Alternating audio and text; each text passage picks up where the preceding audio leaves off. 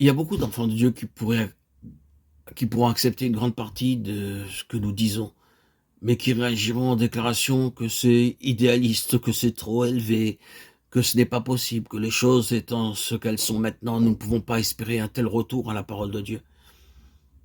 Il n'y a qu'une seule réponse à cette attitude. La Bible a toujours reconnu une position comme celle-là. Elle y a pourvu.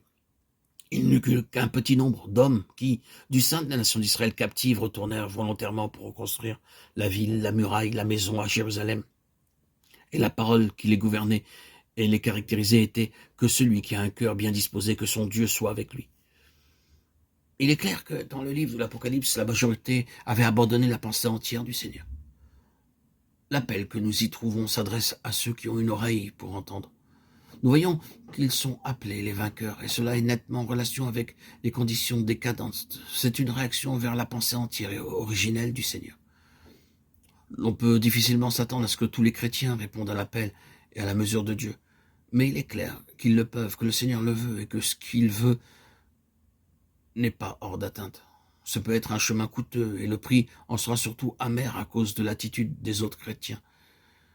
C'est pourquoi nous réalisons que ce ministère passera au crible le peuple de Dieu, et que ceux-là, seuls qui veulent réellement marcher avec le Seigneur et qui tendent à ce qui est parfait, lui feront place.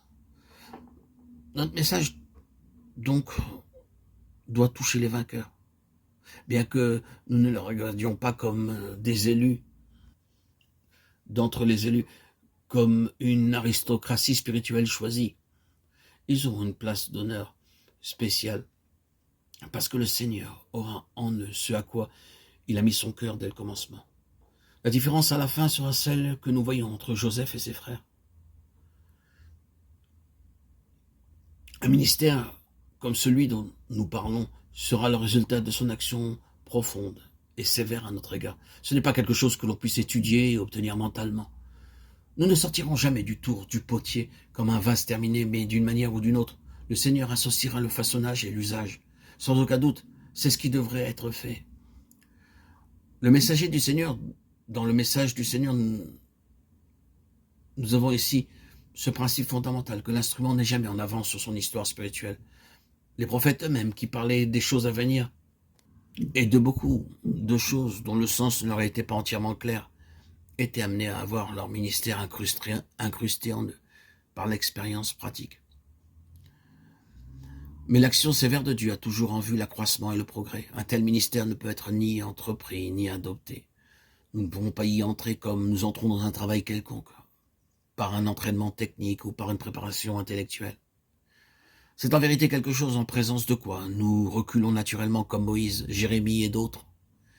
Il reste utile et intéressant, ou bien cela peut nous éclairer, de remarquer que lorsqu'on parle moyen de Jérémie, le Seigneur parle à Israël du potier, de la maison du potier. Il prend lui-même la place du potier, le moulage, la forme, le redressement, l'ajustement, la purification d'un vase en vue de son utilité se font au moyen des assauts et des châtiments dus à l'activité de l'ennemi.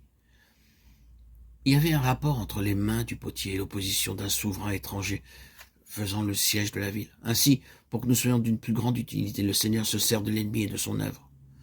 Nous ne serons que très rarement libérés de sa pression.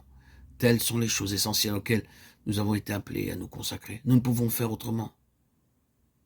Que Dieu nous aide. Que le Seigneur nous donne à tous un cœur prêt à suivre l'agneau où qu'il aille, afin de parvenir à sa plénitude.